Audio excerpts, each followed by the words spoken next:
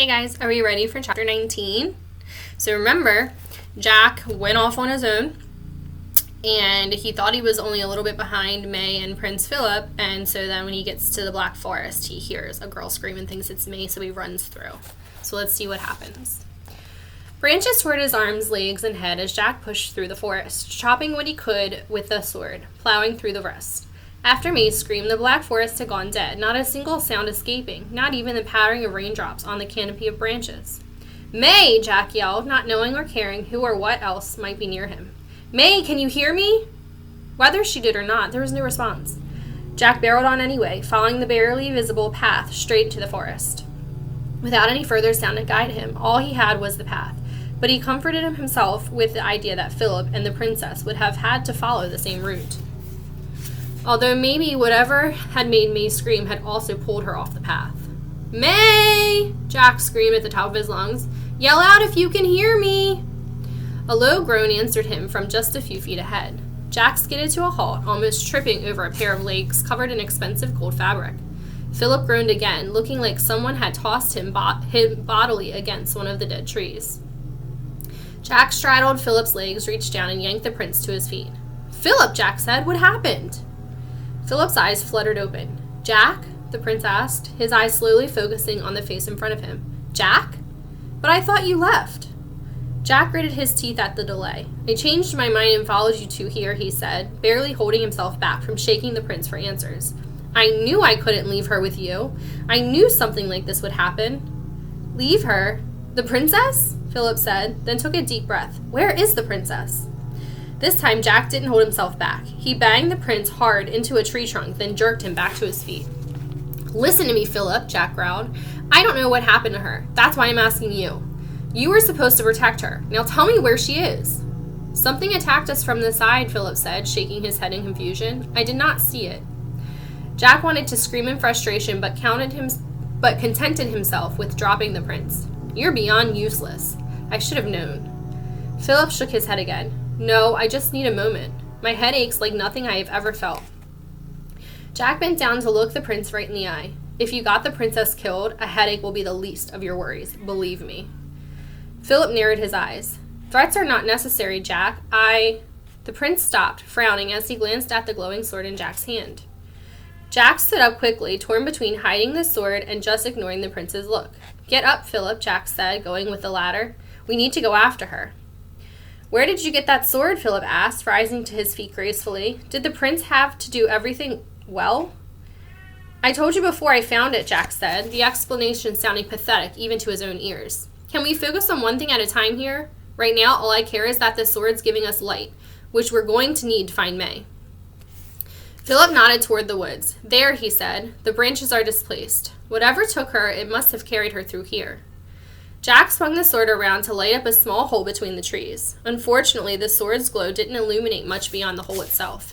"May!" Jack screamed into the trees. "May, answer me if you can." "I do not think she is able to," Philip said, and laid a hand on Jack's shoulder. "Now, please, silence may be the wiser choice.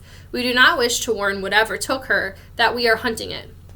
Jack shut his mouth and threw himself through the small hole and into the dead trees without another word, leaving Philip behind. Branches clawed him as he ran, scratching with every surge forward, while the roots under his feet seemed to be trying to trip him on purpose, succeeding far too often. After crashing into the ground for the third time, Jack shook off the pain and started to pick himself up, only for something to hit him in the back, shoving him face first into the dirt. The air whooshed from his lungs with the force of a hit, and claws sharp as needles cut into the skin on his back. "Well, well," growled a voice, more animal than human, from on top of him. "It takes a bit of thrill out of the hunt when the prey comes to you." Jack gritted his teeth and tried to throw the creature off his back, but his struggling only pushed the thing's claws deeper into his back. Jack shouted in pain, and the air around him began popping as he gasped for even the tiniest breath. Was this how he was going to die? Crushed by some creature in the Black Forest? Apparently, he really did fail at princess rescues. And then, out of nowhere, the pressure on his back lifted. Without stopping to wonder why, Jack breathed deeply, the air never having tasted quite so good. He managed to push himself a bit off the ground, though his vision still wavered alarmingly in front of him. Whatever it was that had held him down must have stepped off his back. Stepped off, or...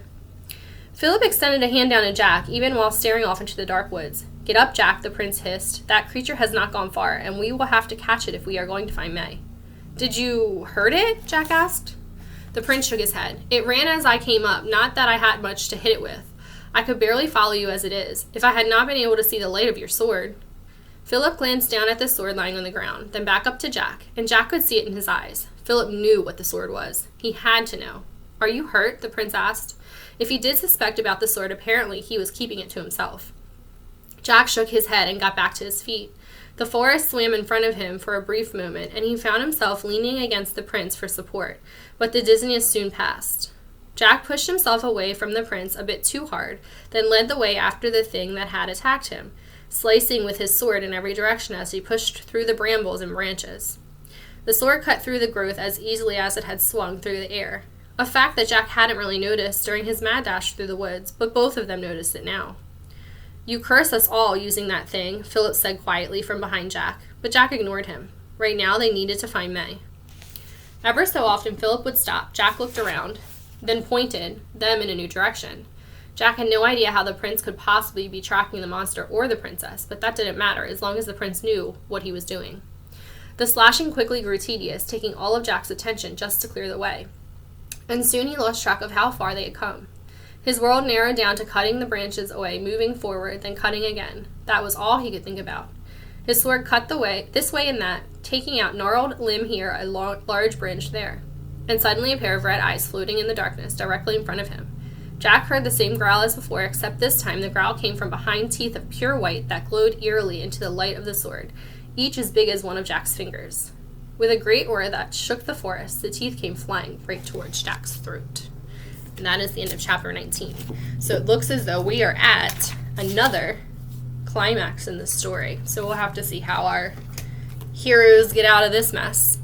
Check back tomorrow for chapter 20. Bye.